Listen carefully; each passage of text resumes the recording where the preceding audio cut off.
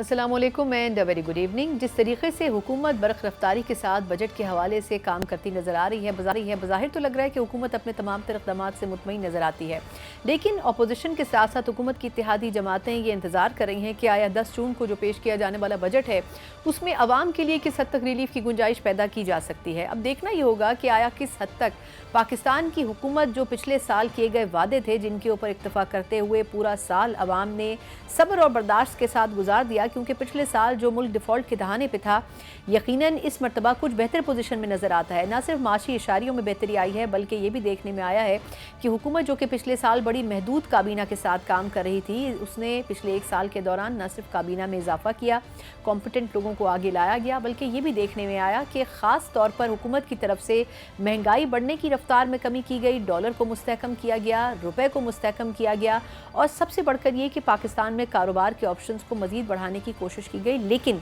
इन तमाम चीज़ों के बावजूद भी अपोजिशन के पैदा करदा मसाइल समेत हुकूमत न सिर्फ ये कि अपोजिशन से निपटने में बज़ाहिर कामयाब नज़र नहीं आती है, बल्कि दहशत गर्दी जैसे जो अनासर हैं उसके ऊपर काम करने में भी और उस हवाले से नताइज हासिल करने में भी उतनी कामयाब नज़र नहीं आती है। इन तमाम चीज़ों के ऊपर हुकूमत आने वाले अगले माली साल में ख़ास तौर पर क्या करने जा रही है और सियासी लिहाज से हुकूमत इस वक्त क्या एक्सपेक्टेशंस रखती है, ख़ास तौर पर पाकिस्तान और भारत के दरमियान जो जंगी कैफियत थी बैनुल-अक़वामी सतह के ऊपर, पाकिस्तान ने उसमें भी कामयाबी तो हासिल की है, लेकिन उस कामयाबी को बरकरार रखना और अपनी वो जो नई एक जहद मुतारिफ़ करवाई गई है रीजन में बैलेंस ऑफ पावर की, उसको कंटिन्यू रखना किस हद तक पाकिस्तान की हुकूमत के लिए ज़रूरी है। इन तमाम चीज़ों के ऊपर बात करेंगे और किस हद तक पाकिस्तान की हुकूमत और अफवाज एक पेज पर मौजूद हैं। इन्हीं तमाम चीज़ों पर बात करने के लिए मेरे साथ मौजूद हैं मोहम्मद हनीफ अब्बासी साहब। किसी तारुफ के मोहताज नहीं है, वफाकी वज़ीर रेलवे भी हैं, बड़े डेडिकेटेड कारकुन हैं, और मेरा ख्याल है कि जितना कड़ा वक्त इन्होंने देखा है बहुत कम ही मुस्लिम लीग नून के कायदीन हैं, लीडरान हैं जो इतने कड़े वक्त से गुजरे हैं, और मेरा ख्याल है कि इतने कड़े वक्त से गुजरने के बाद ही जो पत्थर होता है वो हीरा बनता है, और हमारे सामने सर तशरीफ़ रखते हैं। बहुत शुक्रिया अब्बासी साहब। सर पहली मरतबा आप स्टूडियो में आए, हमारे लिए एजाज़ है।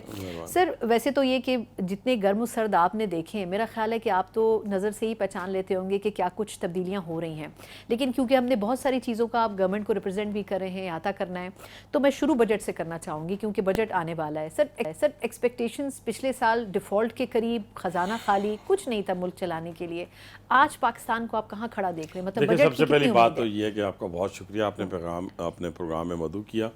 देखिए इस वक्त पाकिस्तान की इकॉनमी के बारे में अगर मैं कोई तारीफ़ी कलमात कहूँगा तो ये तो मैं हुकूमत में हूँ, मैंने अच्छा ही कहना है, लेकिन इस वक्त दुनिया लिख रही है।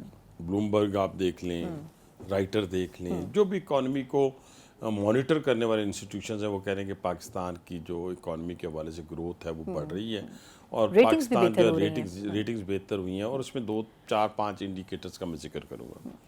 देखिए डिफ़ॉल्ट के नज़दीक था, ये तो कोई दूसरी राय नहीं है, और मैंने प्राइम मिनिस्टर साहब को आज से 3 दिन पहले 1-on-1 मीटिंग में कहा कि प्राइम मिनिस्टर साहब आपको बड़ा क्रेडिट जाता है कि लोग ऐसे बुरे हालात को देख के कहते हैं छोड़ दफ़ा कर, क्या लेना है जनाब, हुकूमत में क्या लेने जाना है। आपने उस चैलेंज को एक्सेप्ट किया, उस वक़्त किया, और आज अल्हम्दुलिल्लाह इस वक्त हमारी जो इन्फ्लेशन रेट है आपको पता है 0 पे तकरीबन चली गई है। आपकी जो रेमिटेंसीज हैं, जो कोई किसी रिकॉर्ड रेमिटेंसेस आई हैं, $35 बिलियन का टारगेट है हमारा इंशाल्लाह ताला।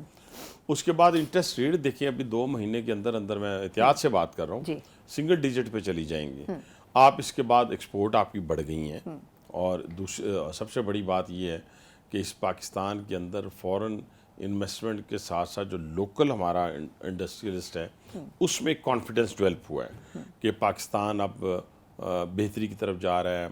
जैसे अभी सबसे बड़ा काम ये किया गया, प्राइम मिनिस्टर साहब ने, ये मुझे याद है, बार बार वो ये कहते हैं कि हम लोकल जो हमारी इंडस्ट्री है उसको हमने फ़रोग देना है, और लोकल इंडस्ट्री को फ़रोग देने के लिए ज़रूरी है कि आप उनकी जो हमारा कास्ट ऑफ प्रोडक्शन आपको पता है इस खित्ते में सबसे ज़्यादा है ड्यू टू इलेक्ट्रिसिटी बिल, बिल्कुल, तो उसके अंदर 9 से 10 रुपए कम किए, अब मज़ीद 1 साल के अंदर मज़ीद कम होंगे, और ये जो कॉन्फिडेंस मिलेगा वो कॉन्फिडेंस, अगर आपको याद होगा मैंने नेशनल असम्बली के अंदर IPPs के हवाले से मैंने एक बहुत लंबी चौड़ी गुफ्तगू की, और उसमें बताया कि ये IPPs ने अरबों खरबों नहीं पता नहीं कितने ट्रिलियन कमा लिए चुके हैं पाकिस्तान को, तो अब इनका काम है कि ये पाकिस्तान के लिए कुछ करें। बिल्कुल उसके लिए ऊपर अमल दरामद होते होते 5-9 के करीब बंद हो चुके हैं, मज़ीद 15 को हम लेके आ रहे हैं उसी कैटेगरी के अंदर।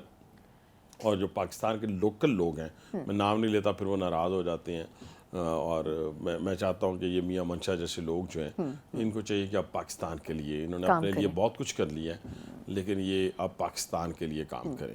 مطلب اس کیٹیگری میں اسپیشلی ان کا نام نہیں، مطلب اس کیٹیگری میں جتنے لوگ بھی آتے ہیں وہ ان کو چاہیے کہ اب وہ پاکستان کے لیے کام کریں، کیونکہ پاکستان نے وہ کر دکھایا ہے جو پاکستان کی 77 سالہ تاریخ میں پہلے کبھی کسی نے نہیں کیا. بڑے عرصے بعد قوم کو ہم نے ایک اس پہ دیکھا ہے، لیکن ایک پیج پہ. بالکل. تو اس لیے میں بجٹ کے حوالے سے یہ کہوں گا کہ اب جو بجٹ آئے گا مجھے امید ہے کہ اس میں جو تنخواہ دار طبقہ ہے نا اس کے لیے فیسلٹیز ہوں گی، اور دوسرا یہ کہ ہمیں اپنا جو ٹیکس نیٹ ورک ہے اس کو بڑھانا ہے، نہ کہ بار بار ہم وہ ٹیکس پیئرز کو جو ہے بار بار نچوڑتے ہیں جو پہلے سے ٹیکس دے رہے ہیں.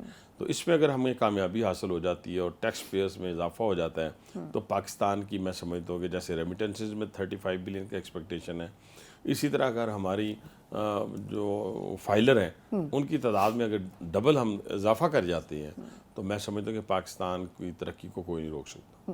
اچھا، آپ نے ابھی سے حوالہ دیا پاکستان اور بھارت کا انڈائریکٹلی. اب اس میں تو کوئی دو رائے نہیں ہے کہ جتنی اسپیکولیشنز بھارت کی تھیں، ویسٹ کی تھیں، جو انالٹکس تھے ان کی بھی یہ رائے تھی کہ میں بڑے ڈویژن موجود ہے اور یہ بڑا ایک اچھا موقع ہے کہ پاکستان جو ہے پولرائزڈ ہے اور اس کو مزید اس میں پھوٹ ڈالیں.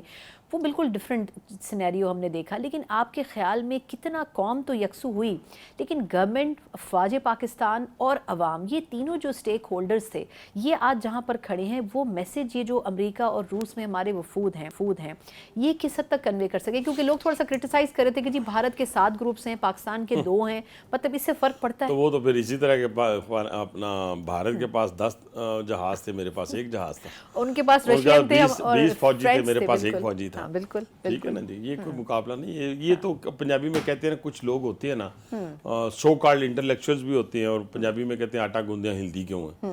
ٹھیک ہے جی، ان چیزوں کو ساروں کو پس پشت پھینک کے میں بات کرنے لگا ہوں. بڑی بات جو کہ ہمارے لوگوں کے لیے، میں نے ایک لفظ میرا بڑا انڈین چینلز نے بھی نا وہ روڑ کے پیش کیا. میں نے کہا تھینک یو ہندوستان، تو انہوں نے تھینک یو لکھ کے آگے کچھ بتایا ہی نہیں. میں نے تھینک یو ہندوستان اس لیے کہا کہ آپ نے حملہ کیا، اٹیک کیا اور ہماری پوری قوم انٹیکٹ ہو گئی. یعنی پوری پاکستانی قوم اپنی بہادر افواج کے پیچھے کھڑی ہو گئی. نہ کوئی سندھی رہا، نہ کوئی پنجابی رہا، نہ کوئی بلوچ رہا، نہ کوئی پختون رہا، نہ کوئی کشمیری رہا، نہ کوئی سرائکی رہا.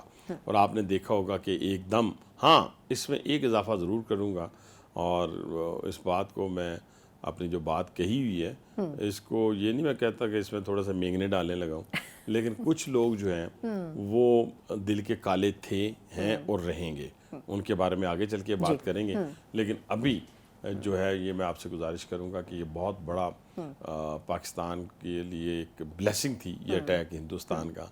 یہ پوری پاکستانی قوم نے سیسا پلائی ہوئی دیوار، جیسے ہماری فوج سیسا پلائی ہوئی دیوار ثابت ہوئی، ہمارے جہازوں میں بیٹھے ہوئے میرے پائلٹ سیسا پلائی ہوئی دیوار، میرے بری افواج کے جوان جو تھے سیسا پلائی ہوئی دیوار ثابت ہوئے.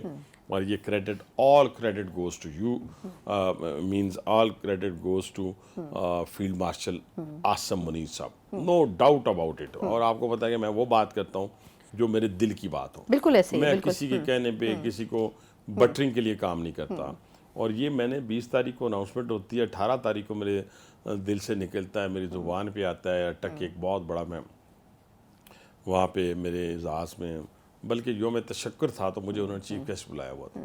تو وہاں پہ میں نے یہ کہا کہ اگر کسی کو فیلڈ مارشل قرار دینا، جس نے فرنٹ سے لڑائی لڑی ہے پاکستان کی 77 سالہ تاریخ میں، جس جنرل نے، اس کا نام عاصم منیر ہے. بالکل. اور اس کے ساتھ ساتھ میں وزیر اعظم پاکستان کا اس لیے ذکر کروں گا کہ آپ دیکھیں کہ انہوں نے ڈس انگیج کیا ہندوستان سے باقی جو ان کے ساتھ کنٹریز تھیں.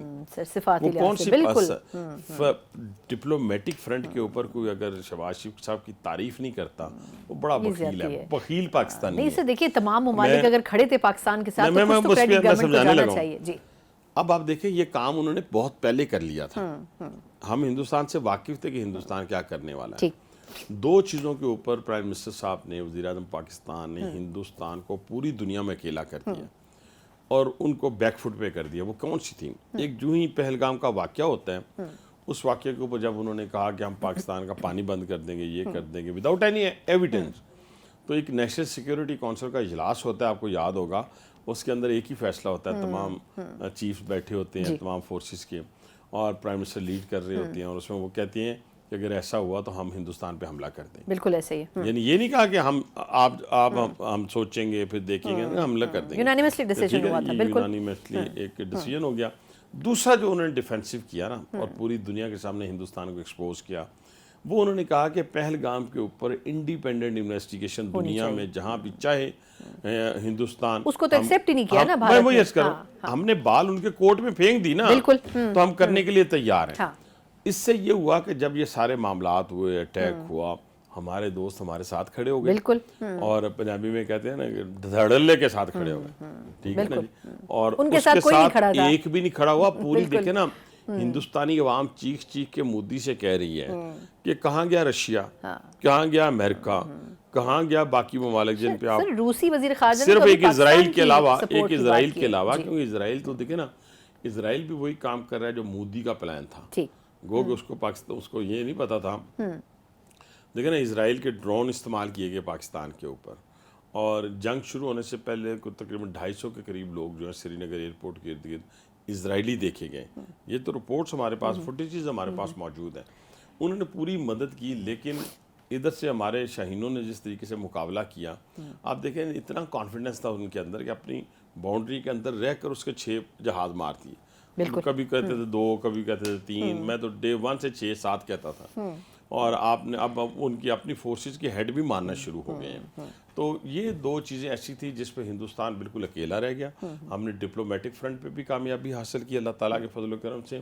ہم نے دفاعی اپنا میدان میں بھی کامیابی حاصل کی. اب سفارتی لحاظ سے سر میں اگر چاہوں گی, یہ جو بلاول صاحب کی اس پہ تنقید تو نہیں ہو رہی, لیکن لوگ کہہ رہے ہیں کہ ہمیں اس پہ زیادہ انرجی کے ساتھ ایفرٹ کرنا چاہیے. آپ کو نہیں لگتا کہ 2 وفود کافی ہوں گے ہمارے؟ دیکھیں نا میری بات سنیں, 2 میں کہتا ہوں جی, اس وقت تو جو ڈیلیگیشن پرائم منسٹر کی قیادت میں گیا ہے, آذربائیجان گیا ہے, تاجکستان گیا ہے, ازبکستان گیا ہے اور ایران گیا ہے. ایران میں جا کے جو سٹیٹمنٹ دی ہے پرائم منسٹر نے, وہ دیکھیں نا کیا سٹیٹمنٹ تھی. پوری امت مسلمہ میں ایک جان پڑ گئی. بالکل. اور آج وہ سعودی عرب جا رہے ہیں. تو یہ ساری چیزیں جو ہیں اتنے بھاری بھرکم جگہ کے اوپر اپنے ترکیے گئے. بالکل. اور ترکیے کا کیا میسج آیا, ہندوستان چیخ اٹھا, آگ لگی ہندوستان کے اندر. ایسے ہی. اور آپ دیکھیں ان کا میڈیا کیسے چیخ چیخ کے کہہ رہا ہے. چائنا نے جو آپ کے ساتھ مزید آپ کو سٹرونگ کرنے کے لیے, آپ کے ساتھ اپنے دوستی کا ہاتھ بڑھانے کے لیے جو انہوں نے کام کیے ہیں یا کر رہے ہیں پریکٹیکلی, وہ تو اب رشیا جو ہے $2.6 بلین کی انویسٹمنٹ پاکستان میں کر رہا ہے اسٹیل مل کے اندر. آج ہم سینٹرل ایشیا میں جانے کے لیے ریلوے کا ٹریک بچھانے کی بات کر رہے ہیں. آج ہم انشاءاللہ 15 اور 30 جون کے درمیان ہم رشیا ٹرین چلانے جا رہے ہیں, فریٹ ٹرین چلانے جا رہے ہیں. لاہور سے چلے گی, ماسکو تک جائے گی. تو یہ چیزیں وہ چیزیں ہیں جو ہندوستان کو رات کی نیندیں اڑ گئی ہیں. اور اللہ تعالیٰ نے ہمیں جو کامیابی دی ہے, پوری پاکستانی قوم کا دنیا کے اندر سر فخر سے بلند ہو گیا. بالکل ہوا ہے. میں ابھی کل ایک دوست میرے آئے ہوئے تھے پیرس سے, فرانس سے. وہ کہنے لگے وہاں کوئی 2-3 لبنی ریسٹورنٹ ہیں, تو سارے مجھے جانتے ہیں کہ میں پاکستانی ہوں. کہتے ہیں ہم وہاں گئے تو پہلے تو ہم سے پیسے بھی لیتے تھے, تو اس دفعہ انہوں نے کہا کہ پیسے نہیں لینے. تو کہتا بڑی مشکل سے ہم نے ان کو پیمنٹ کی, لیکن وہ بھی انہوں نے پھر 50% ڈسکاؤنٹ دیا. اب جہاں سے پاکستانی گزر رہے ہیں, پاکستان زندہ باد کے نعرے لگ رہے ہیں. سر فخر سے بلند ہوا, اس میں کوئی شک نہیں. اچھا بریک سے پہلے سر اس حوالے سے آخری سوال وہ یہ کہ تھوڑی سی اس پہ یہ بھی ڈیبیٹ ہو رہی تھی کہ یہ جو وفود بنائے گئے ہیں, کیونکہ جو انڈیا میں بنے ہیں اس میں انہوں نے RSS, BJP اور کہنا چاہیے کانگریس, تمام پارٹیز کی ریپرزنٹیشن رکھی ہے.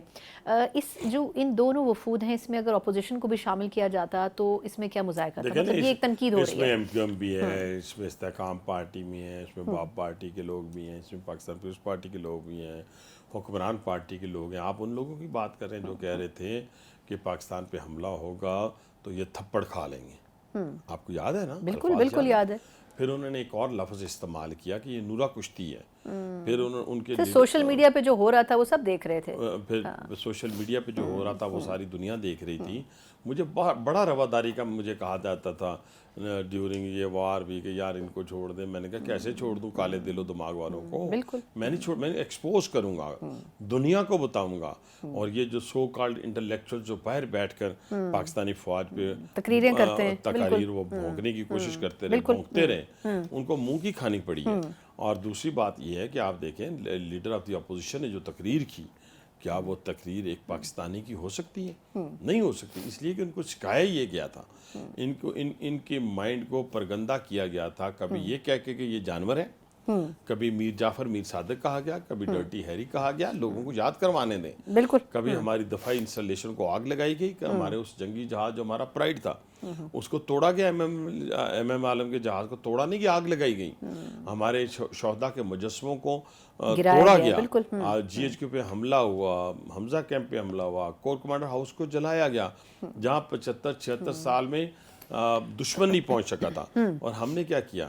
ہم نے الحمدللہ ہمارے شاہینوں نے کیا کیا؟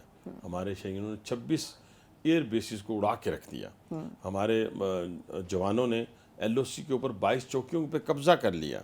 آپ دیکھیں ہماری عوام کا جوش و خروش دیکھیں، میں نور خان ایئر بیس سے چند فاصلے پہ میرا گھر ہے، اگر آپ بائی روڈ جائیں تو 2 کلومیٹر، اور ویسے بائی ایئر کا فاصلہ دیکھیں تو 500 میٹر ہوگا۔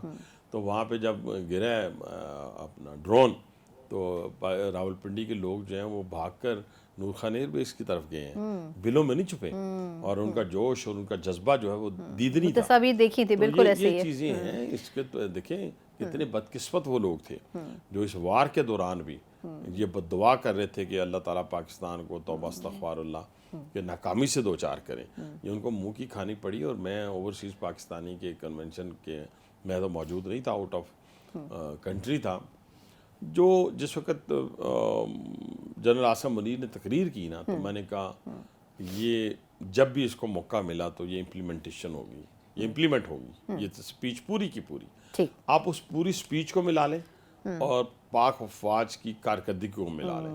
ایک اور ہمارے ہاں ایک لائر ہیں جو بہت سارے سنجیدہ لوگ جب پی ٹی آئی میں گئے ہیں نا تو وہ یقین مانے مسخرے بن گئے ہیں، چلیں مسخرہ کہنے دیں، سر آپ کس کی بات کر رہے ہیں؟ نام میں نہیں لیتا، نام میں نہیں لیتا، جو یہ کہے کہ جی یہ لڑائی تو فضا میں لڑی گئی ہے، فضائیہ نے لڑی ہے، یہ فلاں نے نہیں لڑی، فضائیہ بھی افواج ہے، بری بھی ہماری افواج ہے، لیڈ کون کر رہا ہے؟ ہاں بالکل ایسے ہی ہے، لیڈ کون کر رہا ہے؟ اور پھر جو 22 چوکیاں قبضے میں لی ہیں، جو شہید ہوئے ہیں ہمارے فوجی، جنہوں نے خون کا نذرانہ پیش کیا ہے، جو معصوم بچے اپنی جانوں سے گئے، اپنی جانوں سے گئے، یہ کیسی گفتگو ہے؟ یہ ویسی ہے نا جیسے کہا کرتے تھے کہ جی شہداء کا تو ٹھیک ہے لیکن یہ جو جرنل ہے نا یہ ٹھیک نہیں ہے۔ وہ پاگل کے بچوں، لیڈ کرنے والا جو ماسٹر مائنڈ ہوتا ہے، جو آپ کو لیڈ کرتا ہے، اسی طرح میں نے کہا نا کہ جب آپ شیروں کو لیڈ کرنے والا خچر ہوگا تو شیر کچھ نہیں کر سکے گا، جب شیروں کو لیڈ کرنے والا بھی شیر ہوگا تو پھر دنیا تعریف کرے گی، دنیا تعریف کر رہی ہے، آپ کی فضائیہ کی تعریف کر رہی ہے، دنیا آپ کی افواج کی تعریف کر، بہترین افواج میں گن رہی ہے، ڈیبیٹ ہو رہی ہے کہ ایکوپمنٹ سے زیادہ آپ کی ڈیلیورنس کیسی ہے۔ یہ ایسے ہی ہے، دیکھیں میری بات سنیں، یہ ایسے ہی جب گھوڑ سوار جو اچھا ہوتا ہے، اب میں اگر گھوڑے پہ بیٹھوں مجھے گھوڑ سواری نہیں آتی تو میں نے اپنا لک ہی توڑوانا ہے نا، پنجابی جی کہتے ہیں۔ سر چلیں مجھے ایک چھوٹا سا وقفہ لینے دیں، اب یہ اتنی تفصیل سے ہم نے اس پہ، لیکن میرا خیال ہے کہ آخری سوال اس پہ بنتا ہے کہ آخر یہ جو ایک مسخروں کی ایک سو کالڈ پارٹی ہے بقول حنیف عباسی صاحب کی، کتنا ضروری ہے کہ اپوزیشن تو ہے لیکن اب اس کے ساتھ لے کے اس کو چلنا بھی ہے، کیا اس حوالے سے حکومت کے پاس اپنا ایک پلان موجود ہے؟ اس پہ ان سے بات کریں گے ایک بریک کے بعد۔ بریک کے بعد ایک بار پھر آپ کو خوش آمدید کہتے ہیں، ہمارے ساتھ محمد حنیف عباسی صاحب موجود ہیں، وفاقی وزیر ریلوے ضرور ہیں لیکن جتنا کچھ سیاست میں دیکھ چکے ہیں میرا خیال ہے اس میں بہت ساری چیزیں آ جاتی ہیں، تو کچھ سوال میں ان کی وزارت سے پہلے ان سے کچھ کرنا چاہوں گی سیاسی پہلو کے حوالے سے۔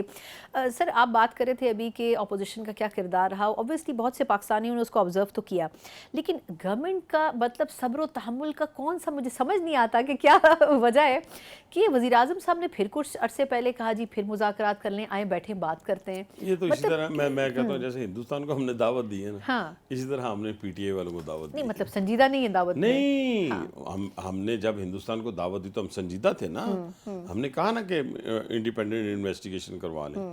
اسی طرح ان کے خمیر کو ہم جانتے ہیں نا کہ انہوں نے نیگیٹو ہی رہنا ہے اور نیگیٹیوٹی کے اوپر ہی انہوں نے کوئی اپنا کردار ادا کرنا ہے، یہ سوال ہی پیدا نہیں ہوتا کہ وہ پازیٹیو گفتگو کے لیے آ جائیں، آگے بڑھیں، لیکن ہماری نیت اچھی ہے، ہماری نیت ہندوستان کو بھی کہا تو نیت بری تو نہیں تھی نا، بالکل، لیکن میں کہتا ہوں کہ ایک جب آپ کا خمیر ہی کسی نیگیٹو سرگرمیوں کے لیے بنا ہو تو آپ پازیٹیو سرگرمیوں کو کیسے ایکسیپٹ کریں گے؟ ایک دوسری بات ہے کہ پاکستان کی 77 سالہ تاریخ میں کسی پارٹی نے اس طرح پاکستان کی دفاعی اور سول انسٹالیشن کے اوپر حملے نہیں کیے، پاکستان سے نفرت کی ہے، بانی پیٹے نے کہا کہ پاکستان کے اوپر بم گرا دو، اگر یہ نہیں ہوتا تو بم گرا دو پاکستان کے اوپر، اور پھر بددعائیں کی ہیں وار کے دوران کہ پاکستان کو شکست ہو. تو اسی لیے تو پھر آپ کانفیڈنس کے ساتھ DGI SPR جائے کہتے ہیں نا پوری یونیورسٹیز میں بچوں کے سامنے، ینگسٹر کے سامنے، کہ کیا ہم اپنا کام کرنا جانتے ہیں کہ نہیں جانتے. تو دنیا نے اکنالج کر لیا ہے. تو لیکن یہ کیا ہے، میں نہ مانوں، یہ دم ٹیڑھی کی ٹیڑھی رہنی ہے. اب دم کس کی ہے یہ پوری قوم کو پتہ ہے. اچھا لیکن پھر اسٹیبلشمنٹ تو بات نہیں کرنا چاہتی ان سے، جو بظاہر لگ بھی رہا ہے، لیکن نہیں اسٹیبلشمنٹ سے بات وہ کیوں کرنا چاہتی ہیں؟ مطلب وہی بات ہے، وہ تو حکومت سے بات کریں نا، آئے ہمارے ساتھ بیٹھے. کبھی آپ اسٹیبلشمنٹ کو، یار یہ بچوں کا کھیل نہیں ہے، یہ آپ کی اسٹیٹ ہے، اس کو بلیک میل نہیں کر سکتے. یا آپ کے سامنے کھڑا کوئی بشن سنگھ بیدی نہیں ہے کہ جس کو آپ ڈرا کے ایک باؤنسر مار کے آپ کہیں گے ڈر جائے گا. یہ وہ فوج ہے جس نے دنیا میں اپنا نام پیدا کیا اور جسے دنیا اکنالج کرتی ہے. تو اس لیے آپ کے یہ ڈرانے ڈرونے سے تو بات نہیں بنے گی نا. یہ تو اپنی جانوں کے نذرانے پیش کر دیتے ہیں، ڈرتے نہیں. لیکن اب یہ جو احتجاج کی صرف بات ہو رہی ہے وہ پھر کس اس میں ہو رہی ہے؟ دیکھیں KP جو بھی ہے ایک ان کو نمبر تو پرووائڈ کرتا ہے نا، وہاں دیکھیں میری بات سنیں، نمبر پرووائڈ کرے، پیسفل احتجاج کی، پروٹیسٹ کی ہر شخص کو اجازت ہوگی، بالکل ہے. لیکن اگر وہ یہ چاہیں گے کہ ہم اپنے پورے وہ بندوقوں کے ساتھ، ویپنز کے ساتھ، ڈنڈوں کے ساتھ اور اپنی سرکاری مشینری کے ساتھ اسلام آباد پہ حملہ آور ہوں گے، پہلے سے زیادہ برا حال ہوگا.